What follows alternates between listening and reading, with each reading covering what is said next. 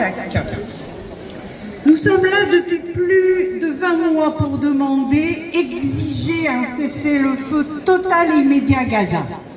Pendant que nous disons notre colère, notre dégoût et notre impuissance, les Gazaouis meurent sous les bombes, de faim ou de maladies non soignées. Un génocide reconnu par l'ONU et par de plus en plus d'États dans le monde est en train d'être perpétré sous les yeux de tous dans la quasi-indifférence générale.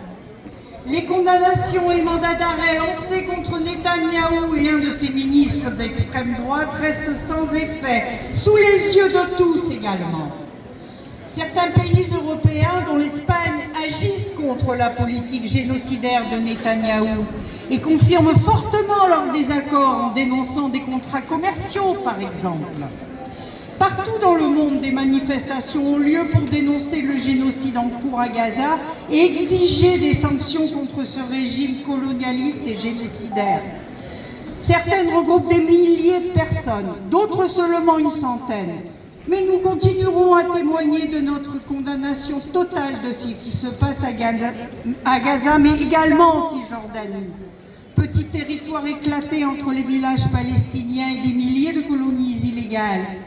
Là où les colons menacent et agressent les Palestiniens, voire les assassinent sous le regard passif, sinon complice de l'armée israélienne. Nous savons le soutien inconditionnel des USA pour Israël, grand acheteur d'armes américaines. Inutile donc de compter sur leur soutien pour parvenir à ce cessez-le-feu le plus rapidement possible. Quant à l'Europe, elle pourrait cesser de regarder ailleurs et décider de mesures fortes contre Israël, renoncer aux accords commerciaux bilatéraux, refuser les importations de produits fabriqués en Israël, cesser la livraison d'armes et de composants, appliquer le mandat d'arrêt international contre Netanyahou pour crimes contre l'humanité et crimes de guerre. Point de suspension. La raison d'État et la loi du tout économique continue aujourd'hui encore à justifier l'étouffement de toute critique envers Israël, assimilée à une forme d'antisémitisme, y compris quand les voix qui s'expriment sont juives. C'est inadmissible.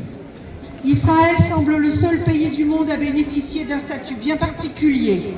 Certes, il a le droit de se défendre, mais ce n'est pas de défense dont il s'agit à Gaza.